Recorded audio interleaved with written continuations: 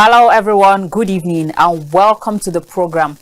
This is Spotlight with Mercy on Kaftan Television here in Abuja. I am Mercy Emelite. Well, so much has happened in the recent time. The tax reform bill, which has passed the second reading in the Senate, has divided the Nigeria Senate, causing a lot of controversies. The senators from the northern senators are saying that the bill should be suspended, highlighting or hinting that it is not a good time for Nigerians. But looking at that controversies around it, let's get to speak with someone who is Murtala Aliyu, who was the former Minister of Power and now the Secretary General of the Arewa Consultative Forum. He speaks to us and throws more light on the tax reform bill and some other issues. It's glad to have you join me this evening. Good evening. Okay, let me begin by asking you, the tax reform bill has passed the second reading in the Senate, causing a lot of controversies and dividing the Senate. I want to get clearly, what is your position on this tax reform bill? Well, as a person or as Secretary General of Arewa Consultative Forum, I will speak as Secretary General of Arewa Consultative Forum. Okay. And I think the issue is not about the bill or that there's a need to reform the tax space in Nigeria. Now, quite a number of the taxes or tax laws were those enacted by the colonial administrations. There have been reforms variously at every stage. So I think reform of any tax bill is not why the issue is. I think why the issue came is when, the bill is huge. And in such a situation, I think people expect that they should be involved in the process of that. Yes, they have representation, but the trend that, bills are just passed, within a very short span, should scare somebody who is not comfortable with anything. Now, when you look at the bill, it's like I said, the truth is that there should be reforms, and it's going to be a continuous process. Now, new dimensions that came into the bill is the increase in the VAT, which, okay, if the economy or the people can absorb it, it's okay if it's staged. Secondly, is the issue of the distribution among the units of the federation. People say federation states. We don't have federation states. We have federal units. The federation states are states that come together to form a union. The federal units we have are units that are created by the center.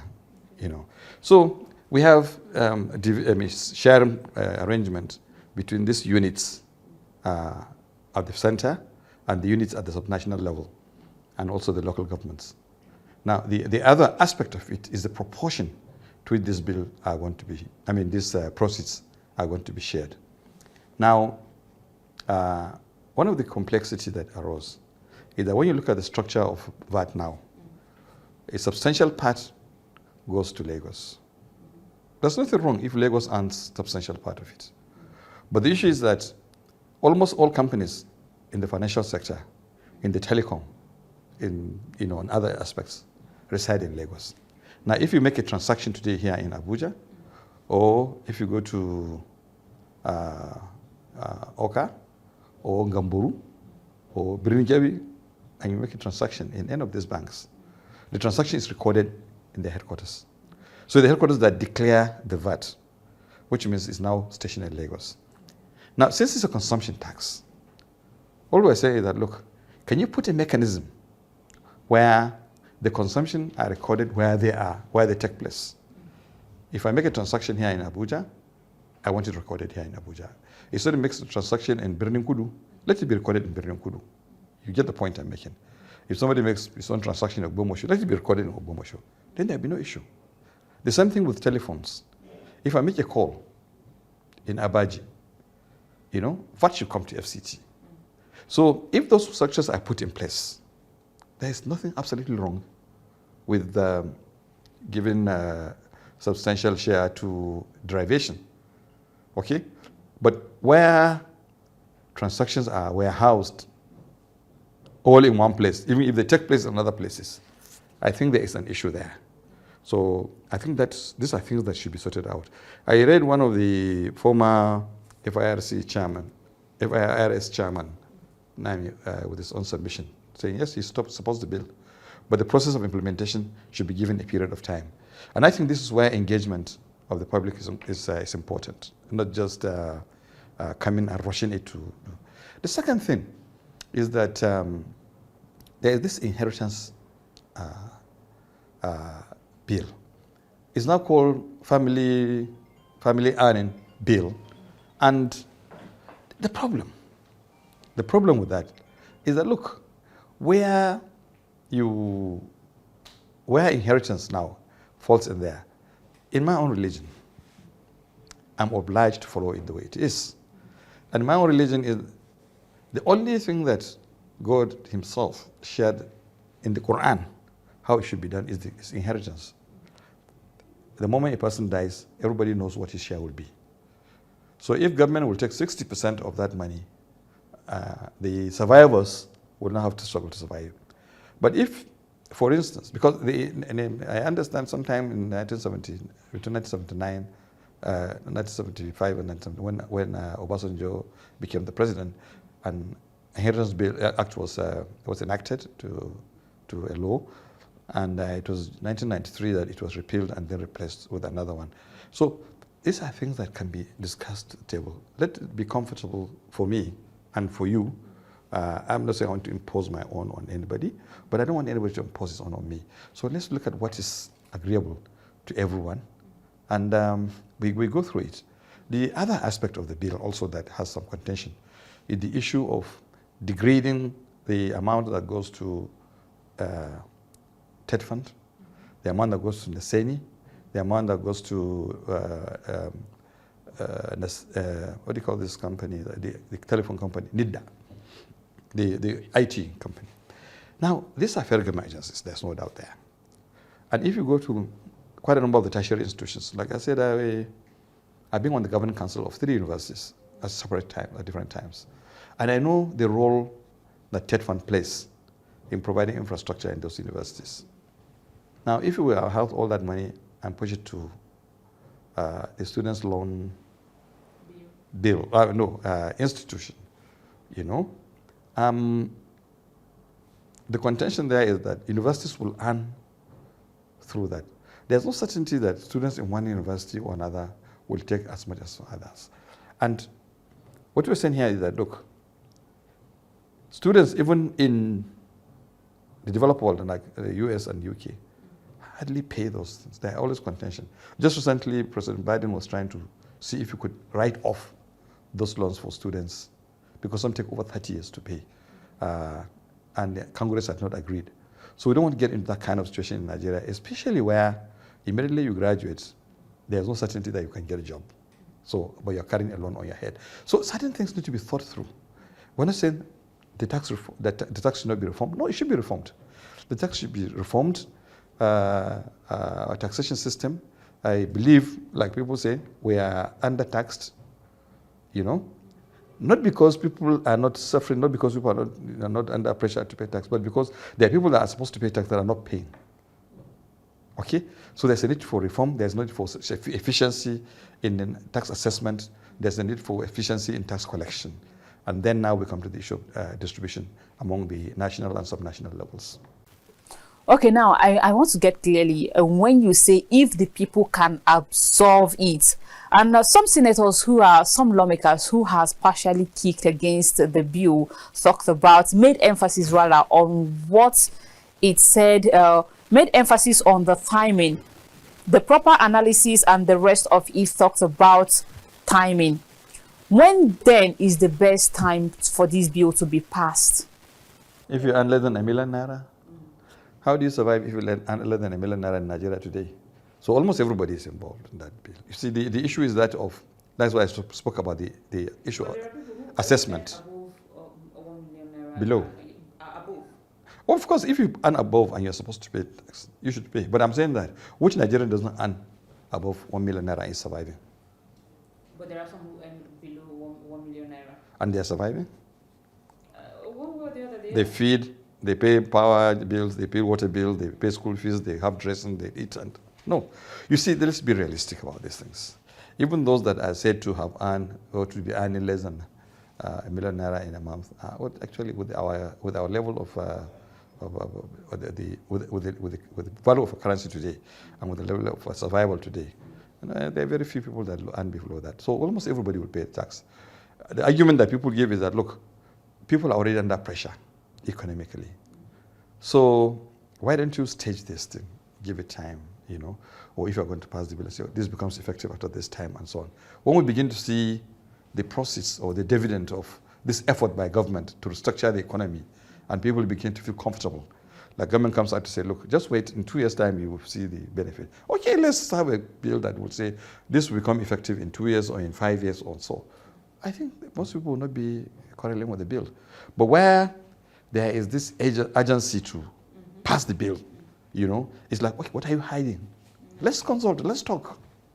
Okay, so are you saying there is something fishy because a ranking senator in the House, Senator Ali Nduma from Borno State, made emphasis about the rush and timing, and one would wonder. I want to throw that same question to you again.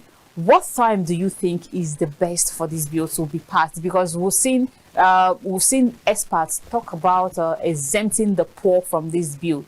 And so a lot of Nigerians would even say timing is not even the problem. So, but then you've emphasized rightly on the timing, just like the lawmaker has emphasized on. So now, what time is the best for this bill to be passed?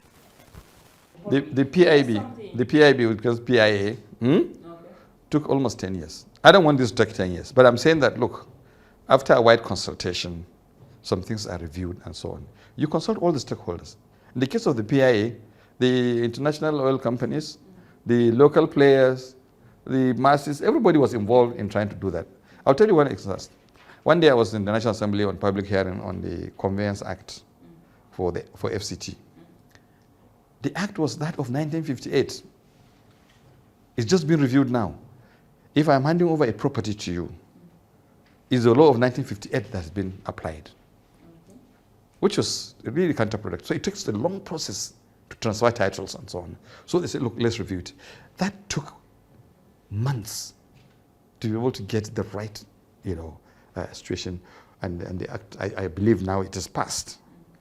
So what we're saying is that, look, yes, the president may have a good intention in trying to, put our economy in good shape, and taxation is one of them. I think Nigerians should be properly taxed and they should properly pay, but not exerted, not putting them under pressure, So if that's the case, open it up. Let it be discussed. Let me show my concern. Let the other people show their concern. Let those who accept it, fine, accept it. That's all right. But if there is a portion of the country that is concerned about certain things, let's listen to them. That's just the point. So, but then, when best do you think is right for this bill?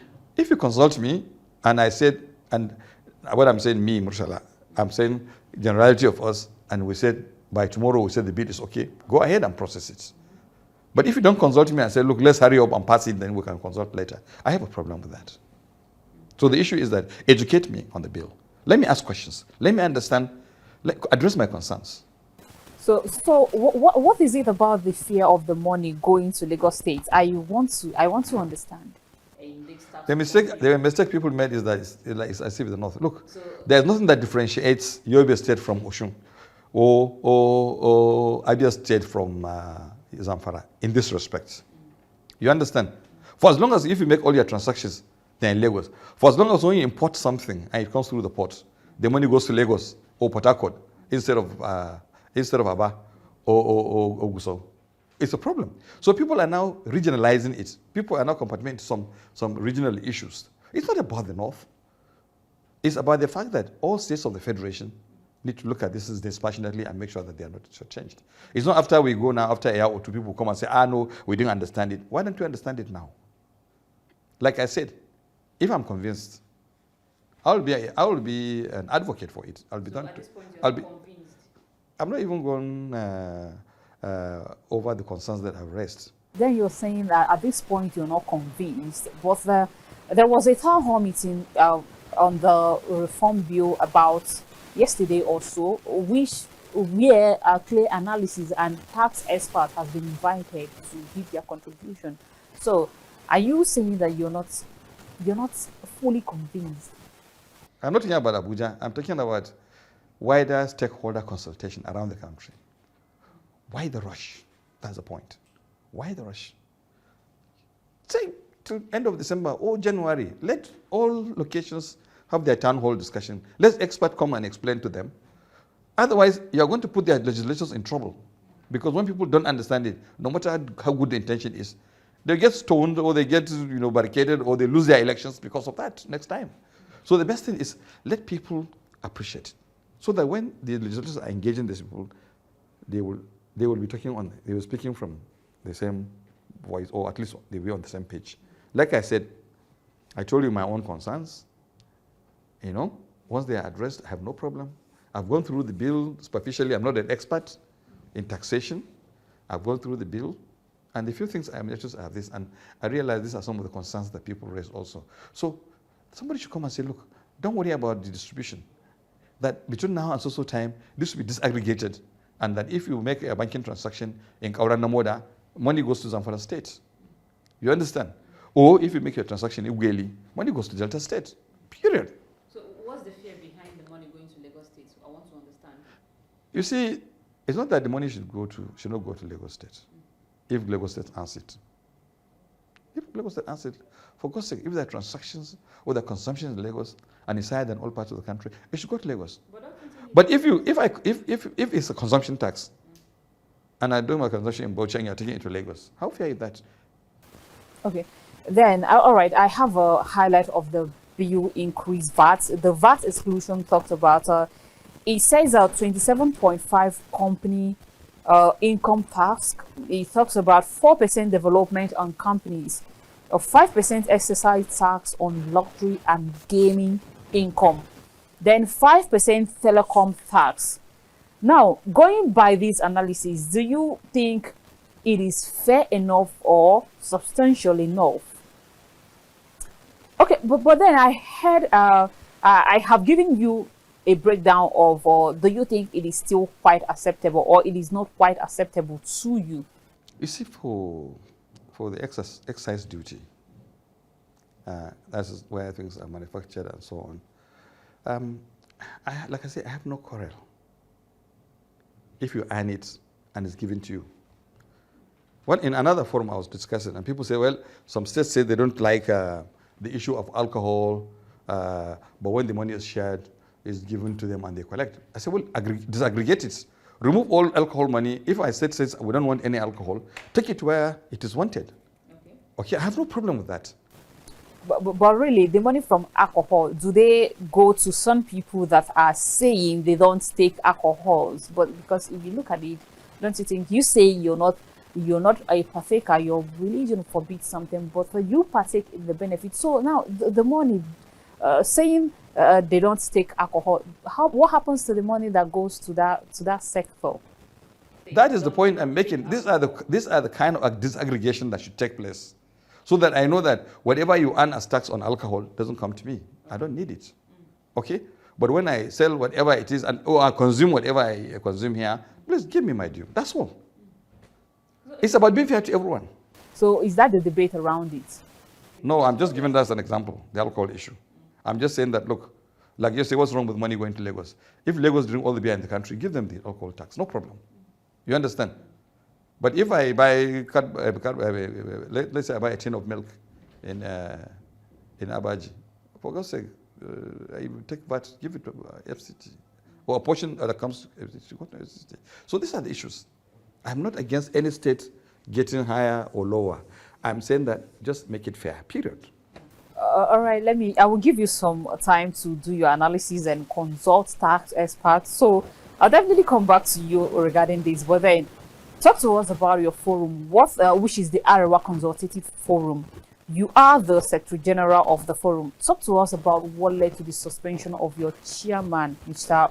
Maman Usman. Well, the matter is settled now. But before, what happened was he had an opening remark in the presence of the media. And he made a statement that was insinuated to mean that the North is going to have its own candidate in 2027. Now, ACF, by its policy, doesn't get involved in partisan issues. ACF, in its policy, in its objective, doesn't get mixed up on who becomes a candidate or who doesn't become a candidate. What we do as a body is to ensure that whatever it is that projects the interests of the North or is detrimental to the development of the North, we'll bring it out to the public. And that is why, before the last election, we engaged major players in the politics, those that are contesting for presidency. Out of 6 that we selected as the major players, PDP, APC, Labour, PRP, SDP, and NMPP. 5 of them attended. Only NMPP, Kwankwaso, didn't attend. The current president came, Atiku Abubakar came, Peter Obi came, Kola Abiola came, and President Adebayo came. And we engage them. We get them what we call the northern concerns. When you're living here, I'll give you a copy. This is the problem we think we have. Insecurity, development, out of school children, and so on. Are you going to address it? And tell us how. So you talk to the public in front of the press. Then the public will judge on who is the best candidate for them. Okay? We didn't say vote for A or vote for B. We didn't. It is not our business. So to come out and say now we are going to go against a certain candidate or we're going to promote a certain candidate is not in the objective of the ACF. So when that came out, we said, okay, look, for a matter to be cleared, let him go on suspension. A committee will be set up to look at it and so on. There's a committee that's called the Unity, Peace and Reconciliation Committee, which sat down, and the matter has been resolved now. But before the matter was resolved, there was ACF Arewa Consultative Forum earlier before now talked about the economic reforms of President Bola Tinubu, which it described as insensitive. So do you think there is something that must have prompted his actions, or the ways which is it contrary to your forum constitution? When we say a reform is insensitive, what does it mean? It's not only in the North that people cry that the things are hard, because you are applying all the remedies at the same time. You see, I know I'm not a medical doctor, but I know in medicine, sometimes when you have a fracture and you have some external injuries, what they do is they leave the fracture and try to treat the external injury first. Then they now fix the bone, and then you now get treated, and now you can start working. Now, for economy that is undergoing such trauma, I'm not saying that everything happened under this government, but looking at what they inherited and where we are today, you take the fuel subsidy, you allow the naira to flow freely, and whatever people had, it deteriorated by almost 50%. You understand, in their hands or more. And so it's true, people are suffering. People hardly go to work. I know organizations, including state governments, that say people should come to work 3 times a week. Okay? People can't afford to do that. Now, even if that's a remediation to what we have, a government should look at it and be applying it gently so that people will be able to absorb it.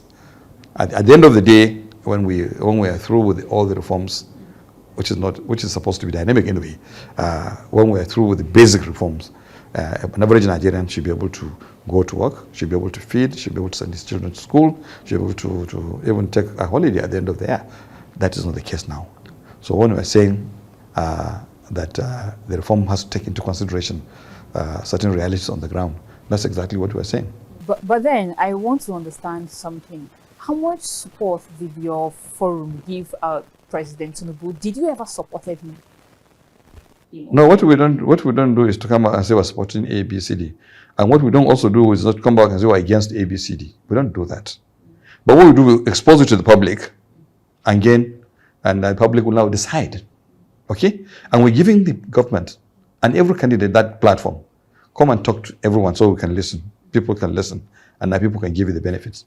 That's all. That's number one. Secondly, when we see anything that is not all right, we guide you. From our own understanding, from our own analysis, from our own expertise, we're guiding you on ABCD. So if you do something that we don't like, we'll tell you we don't like this because it has this consequence. If you do something we like, we tell you we have done well. A few times we have pressed the government. Okay? Now, let's talk about the economy in general. What do you make out of all these reforms? And you are saying they're insensitive. What I'm saying, you are saying it's insensitive. What I'm saying is that there are issues with the reforms. Exactly. And people are feeling it. That's what I'm saying. People are feeling it. So, and the government knows. The government said, yes, it's like you have a fracture. It will take time for you to heal. And then you start working and probably run. Isn't it? I said, fair enough. It's the government that has the responsibility to remedy things, not Murcela, not ACF. Now the government is saying that don't worry, don't worry. We'll just give me a few punches and you'll be fine. Okay? And we're saying, okay, we wait. But the fact that I'm feeling the pains of the punch doesn't mean I shouldn't complain. I'll tell you, this blow is heavy. You understand? So there's nothing wrong with us saying that, look, this reform is harsh. Is there any way you can soften it on people? There's nothing wrong with that. We're not saying don't reform. You made something on the ground that is not sustainable and you want to reform it. Fair enough.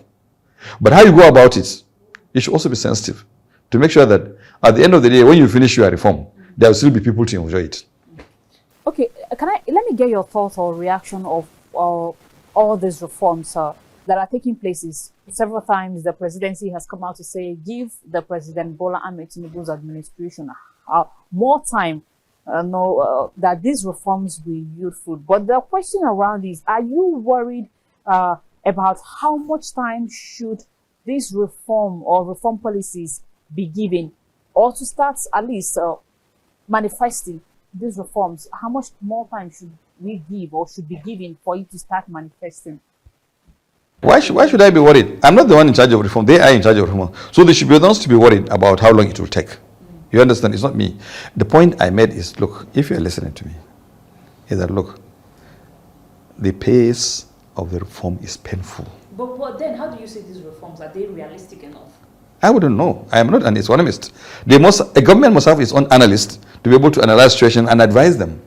So I will not be the one to say it's not realistic. All I'm saying is that it's painful, and government should know that it's painful. Is there a way they can remedy it? Is there a way they can fine tune it? That's all. But then, how do you see these reforms? Do they look realistic to you? It is a very difficult question. All reforms come with pains. Okay? But I know what governments do is to always come back and evaluate the effects and see where remedies can apply, and they do. I'll give credit to this president. Okay. Anytime people scream and so on, he sits down to review. Sits down to review? Yes. Okay, so there are certain things. I'll give you an example. Okay. When Nigeria was preparing to attack Niger because of coup, people shouted, no, don't please. He listened. He didn't. Okay? When the young chaps were arrested on this NBAD governance issue, and they were brought, and people expressed pity and there was sentiment, and they said, look, Mr. President, he said, release them, please. Do you understand? In earlier governments, that is not what normally happened. The government would just look aside and then people can scream and whatever. So in fairness to this president, he will listen. Okay? And that's why we have hope that when he's constantly being reminded that people are suffering, he'll be able to moderate the pace of the trip to redemption. But to tell you whether it's realistic or not, or is achievable or not, is not for me. There are experts who are analyzing the government space and tell them. On how the economy has been put, according to you, okay, we are seeing the data rather. We are seeing what the National Bureau of Statistics is saying about inflation. We are seeing the IMF for what it is saying about Nigeria economy entirely. So let's also talk about security in the north, because we recently know of the new emergence of new insurgents known as the Lakurawas. Now, what is the state government or state governors doing in aspect of this? And now when you speak about the Lakurawa, they have been around for a number of years. Okay? They are a religious tendency. They are not religious what? Tendency. Okay. Like you have various shades of religion. In Christianity, you have the Pentecostals, you have Catholics, you have this and that. You don't understand. Initially, they are not likely to look threatening. Just like Boko Haram initially was not threatening until a situation came and it became violent. So a government should look at that and either study it carefully or look at the possibility of extremism within it and then take a decision. Okay? What happened was when they were attacked, I understand, in Kebbi, and they killed, no Kebbi, they killed people and disorganized one town. It has shown a tendency for extremism and even violence. So government must intervene. Okay? And it's not only on Lakurawa. Government must address all similar tendencies because they arise in groups, either Islamic groups or Christian groups and so on. You know what happened in Kenya when one pastor took people and was allowing them to die because... So in religion there can be extremism. And all extremist groups should be watched by government. It's not the work of state governments to do that. The federal government has structures that are supposed to do that and analyze all such groups and do something about it. So I think that it's not the emergence of new groups that are of concern. The issue is on trying to manage the security situation in the north.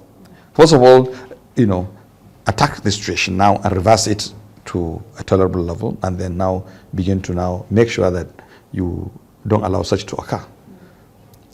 When people say there are security issues in the north, there are security issues in the country because the north still, at least for now, produce most of the food we consume, not just in Nigeria, in most of the sub-region.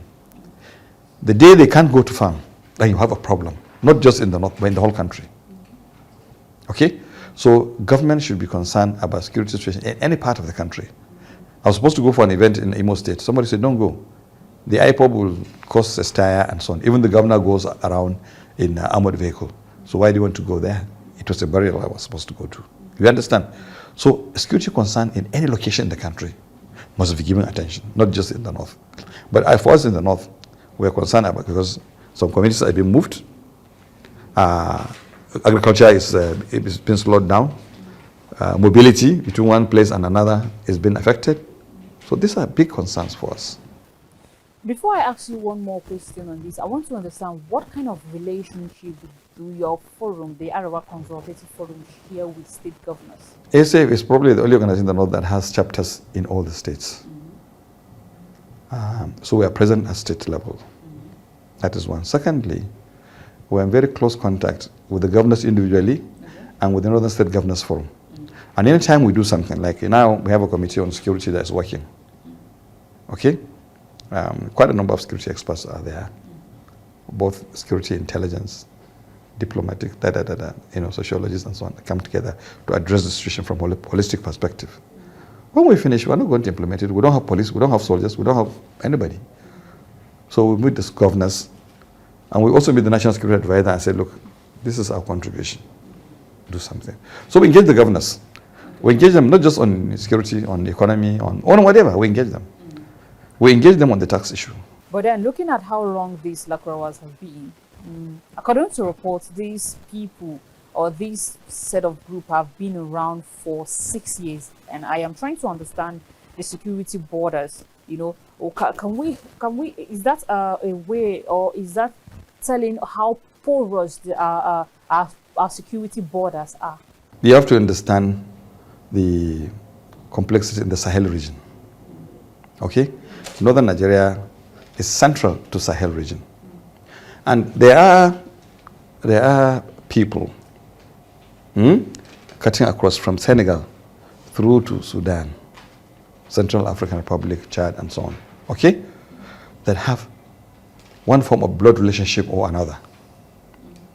So when somebody comes from Niger, there are cases when we have in the border town, one section of the family is in Niger, another section of the family is in Nigeria. The same thing in Benin Republic and part of Kebbi and Niger and even Kwara. Okay?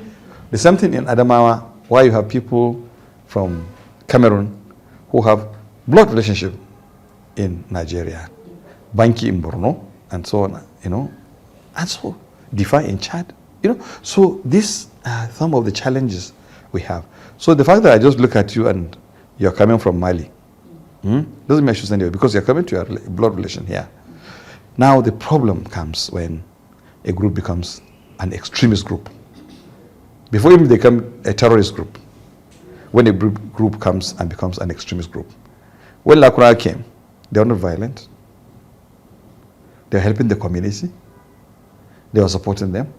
In fact, they were fighting bandits on behalf of those communities. So the communities were comfortable with them.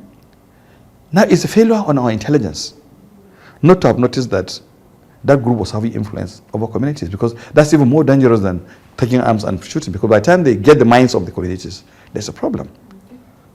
So it's not about an ASAF issue, it's about a national issue, that people can come, feel comfortable, win the minds of a community, and government has not done anything about it for 6 years. So if you're on the same page, the issue is not about they're not just disregarding Lakura or any group.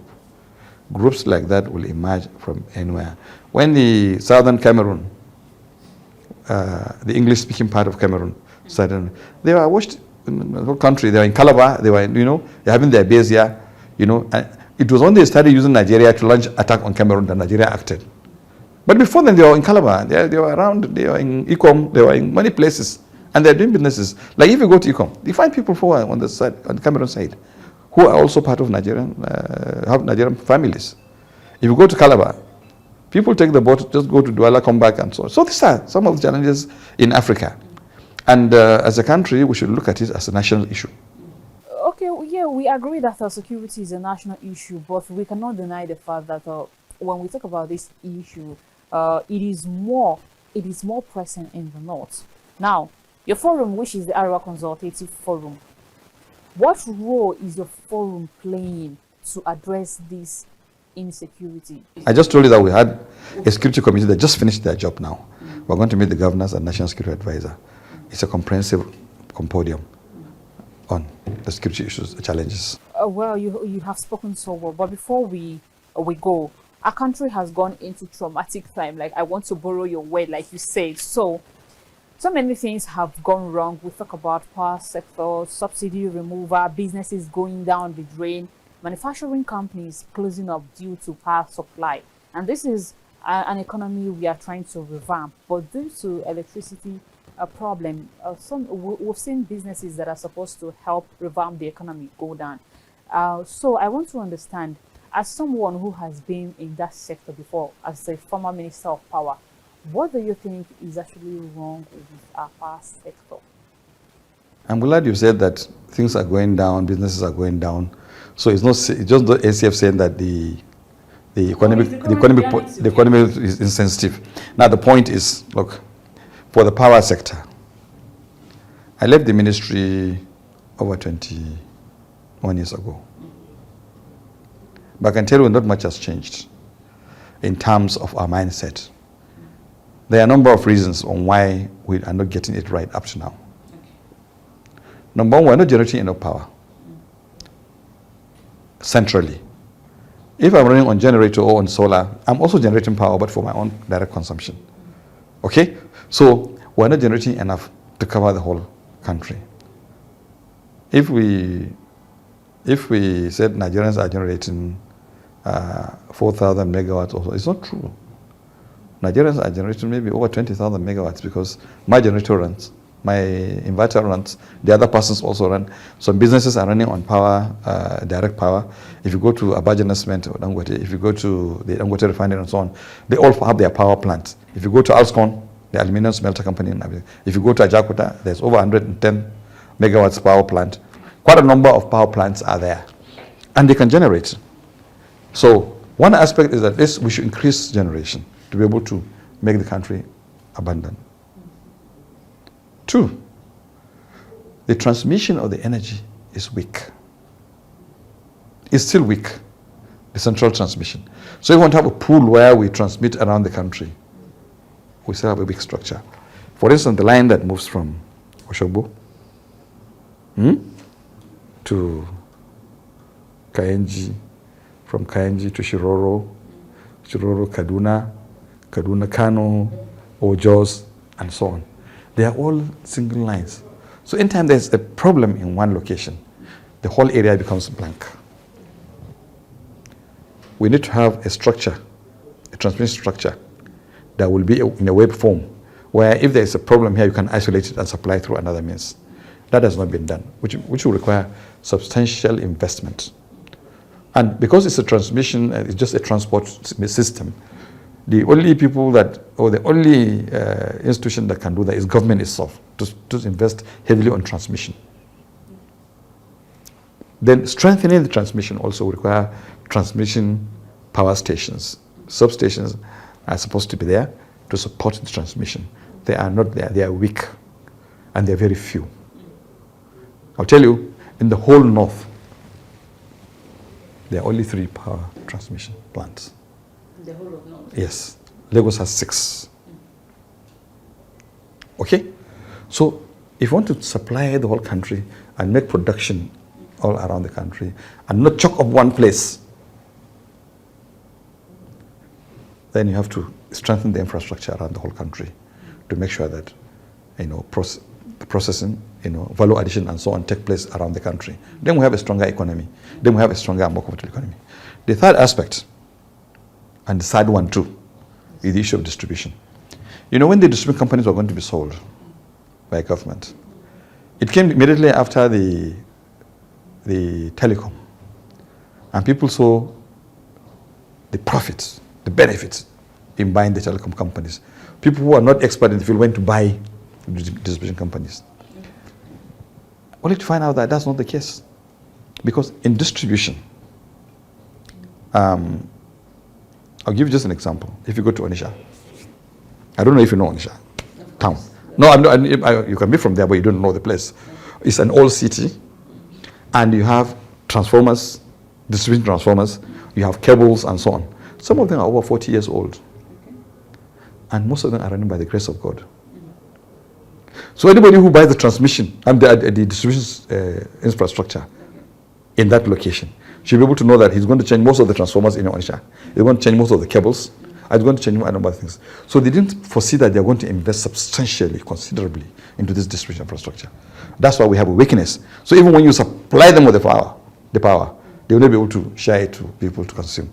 There are a lot of losses. So technically we lose almost 30 to 40% of our power supply.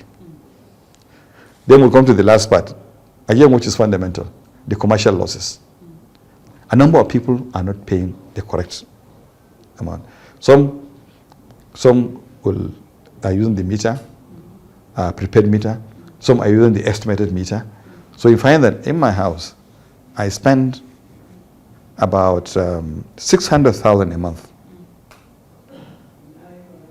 Somebody with a similar house or bigger house is probably spending less than 100,000 a month because his own is estimated. If I buy 100,000, it takes me 4 or 5 days. You understand? So energy is like firewood. The electricity energy is like firewood. It's like gas. Buy it and consume it. If you don't have much money now, manage how you consume it. Okay? So, and unfortunately, most of the items we use are imported. So even if you want to make it cheaper, you can't because they are importing the items with the current exchange rate to come and install, and so you must charge. So these are some of the issues. The distribution companies have to work out the commercial dimension to it and make sure that they collect enough tariff even at the current rate to be able to survive. So these weaknesses have to be addressed. Then finally, because it's now the sector is now concurrent. State governments can start having their power plants and so on. So you should have captive plants.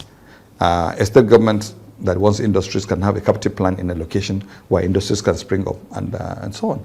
So these are some of the things that we'll address. It could take a little time, but if we start planning now, it will work. Well, thank you so much, Aliyu. I must thank you for being with us this evening, for sharing your thoughts. I really do appreciate. Thank you. Well, viewers, at this point, this is where we'll come to the end of the program. Thank you so much for watching, and this is on Kaftan Television for more updates.